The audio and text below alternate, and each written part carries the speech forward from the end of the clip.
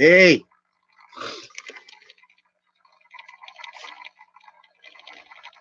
welcome to the Stash vlog. Good afternoon. If you're sick of looking at the impeachment, you can turn into the Stash vlog fans. I never get any feedback. Nobody tells me if these sick or not. Because you're afraid. You're afraid to go away from CNN or Fox.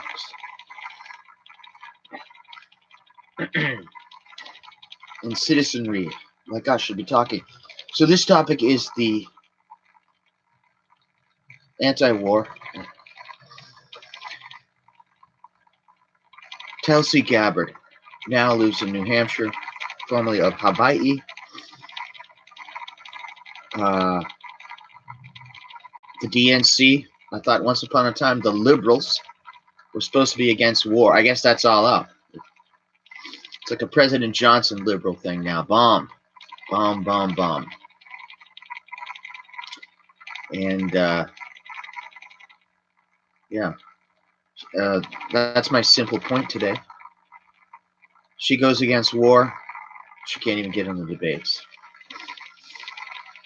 Hillary Clinton calls her a Russian agent. That is about as ridiculous as Mitch McConnell is a Russian agent. I like how the Saturday Night Live goes like, it's a hoax. Nancy. No witnesses. Cancel this thing. It's impeachment for what? Policy differences.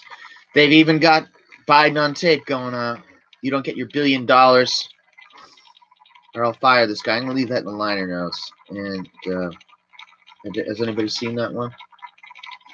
Complete policy. And why? Because like Gabbard, Trump is pretty much sort of staying on war. Let me give you the worst talking points, the most devastating stuff. As I've said in these books before, right? General Flynn against funding the moderate rebels, which is the ISIS, right? Shocks the military. He ends up going head to head with the Obama people. Actually, Obama, on the Polish issue, I think he held back on the missile defense system. But I'll have to re-look up that. So, hey, I'm on him with that one. I suppose I support him in the Iran deal. Mostly. And yet not. More on that later. Let's get to the main subject, though. For the most part, Trump and Gabbard are the only ones talking anti-war. That's my issue. Should be your issue. Because it's getting hot. How many wars can America take? Get those boys home. It's the Frida Page song. But it's just incredible how they blast her out, and she's like, "Oh, you're an asset of Assad, or an Assad apologist. Assad must go." Now, of course, Obama was bad on that. He was funding the rebels. Assad must go. You've seen those YouTubes? They just line up. Gotta go. Gotta go. And people believe it. Strangely enough, the kids who were victims of the horrible Parkland shooting are now sort of experts on the Middle East. And they put out all these things about the white helmets, which detractors of the white helmets thing say they only suspiciously operate in the area controlled by the rebels.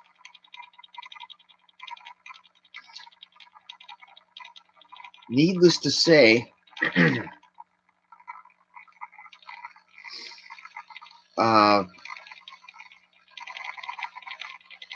how does America have to rush to save everyone? This woman was shouting at me, going, "Our allies are the Ukraine." Yeah, the Poroshenko government, who aligned with Nazis, fighters, to suppress the rebels. Is it the United States business every time? Is it the United States business to be still heavily involved in NATO? As Trump has said, that nobody else is really paying up for the bases there. NATO is the institution. Why did it get involved in Libya? CIA Director Tenet, with his counterpart in Libya, who's an intelligence guy with a cool name called Musa Kusa. And they worked out a deal where the Libyans wouldn't go for the weapons of mass destruction, WMD. And NATO worked with the moderate rebels to, let's face it, waste Gaddafi, mafia style. Drag the guy through the street. Do unspeakable things to the guy. Was the guy some sort of saint? No. Neither was Saddam. But when is it going to stop? When, you know, the same people who do this stuff, the ones that make me mad are these so-called educated intellectual types who push for the war stuff, even though they sound like they're goodness. They're all goodness. I like, you know, you might sort of expect it from the, you know, the personalities of the so-called right-wing talk show hosts that are hated, of course, by the other side, right? You might expect that. We're gonna go in, rush. What we know how to do is kill people and break things. We're gonna go in. I have another obscure video you might have seen here about an expert, an absolute expert, a guy very, very high up in the intelligence establishment who worked on all kinds of incredible technology and stuff. Gus Weiss, a Reagan insider guy. And he warned about, in other words, he took care of business in the Cold War. He's one of these Cold Warriors, whether they like it or not, they kicked the shit out of the Soviets under Reagan, unleashed. New York Times journalist said Reagan unleashed the agency of the Soviets. But aspects of it were bloodless, but that's another thing. Right? Anyway, this Gus Weiss guy, he warned against it. Strangely, he committed suicide. Just like Paul Wellstone. I think he was out of Minnesota. His plane had that weird thing. He wasn't an advocate of going in again. And here we're stuck. And we send in super brain general, academic kind of general, Petraeus. And he works out something, and the JSOC. See the documentary Dirty Wars. This Dosh agree with everything that The Intercept and Peter Shahill or whatnot, those guys go, no. Nope, I have my own opinion, but it's excellent. In that regard, Dirty Wars is fantastic. And but anyway, with the JSOC, the kill squads, they go in and somehow they reduce the resistance of the fighters in Iraq through the relentless Joint Special Forces Operational Command. My point about Petraeus is he had a violation of classified information. So did John Deutsch. So did Sandy Berger, and Hillary Clinton with her private server on her property on a non-government server, which was a paradise for foreign intelligence hackers and other hackers. And she claimed she didn't know C meant classified. But no, we have in the country all the major news outlets are active. The Russians the other way, and nobody's checked out her uranium deal. Very suspicious.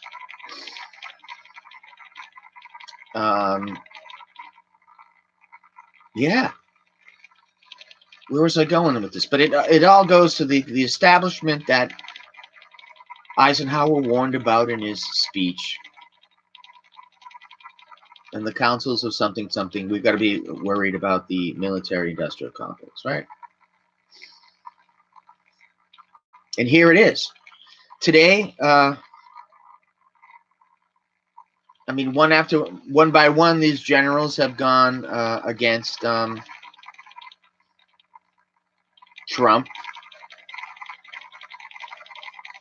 He's looking at it as a business point of view. So you got to beware. You got to support the troops, but you don't want to be ridiculous about it. You don't want to be Rambo about it. This isn't Top Gun.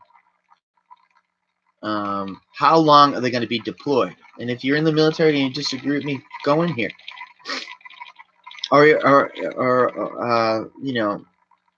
when will the infrastructure be fixed in this country? How much aid to foreign countries has to be given? So a lot of people are like, yeah, we need, okay, the public schools, whatever, even though they don't teach anything but slogans and crap. Sure, yeah, public school needs money, infrastructure, poor people. Or is that it? Is that the only way to supply jobs? Is it an empire? Do we need all these black sites? Do we need hundreds of bases? Maybe that's the only way. As far as this quid pro quo, as Dershowitz said, that's not against the law on the impeachment, right? Neither is collusion. This word that using is collusion. You can ask anybody for advice on the election. You might find that really was against the laws that they were listening in on private phone calls and adjusted documents to nail General Flynn. General Flynn, one of the few military higher-up guys that will be defended on the Stosh channel. I'm more with you low-ranking battalion and commander below. The real guys who get dirty.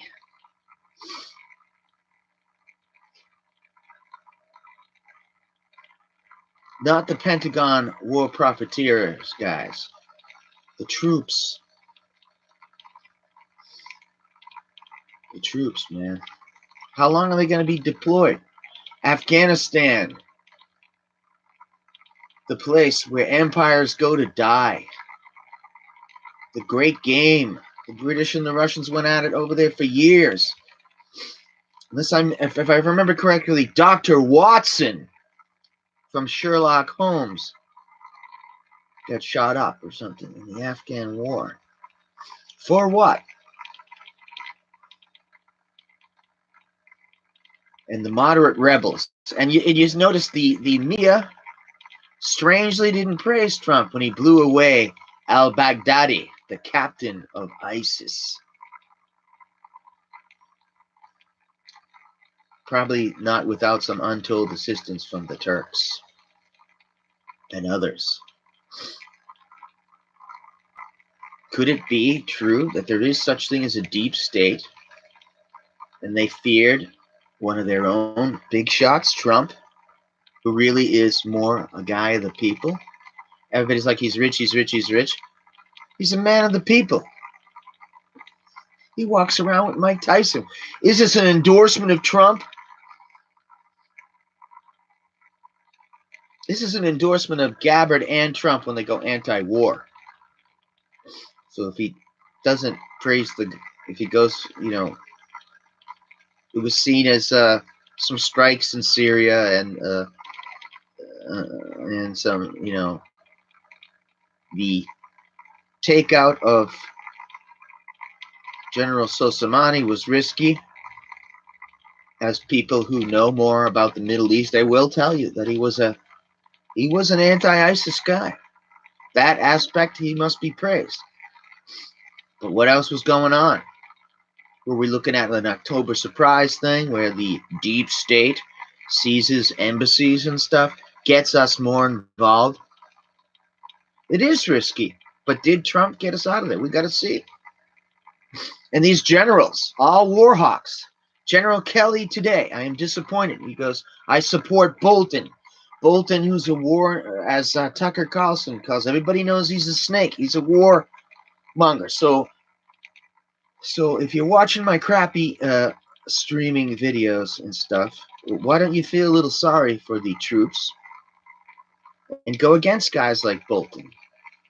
Go against Trump if he goes for war. It's as simple as that. And if you think Sanders is anti-war, no way.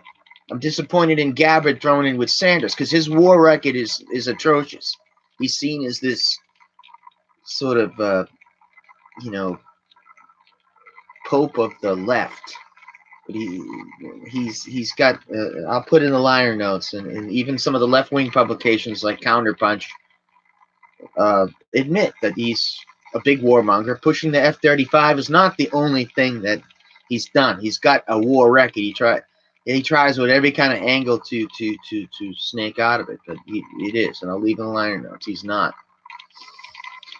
If you owe $100,000 for college, I don't blame you for voting for Sanders. Maybe you shouldn't have gone to Syracuse to study Dungeons and Dragons and its effect on the gaming culture, or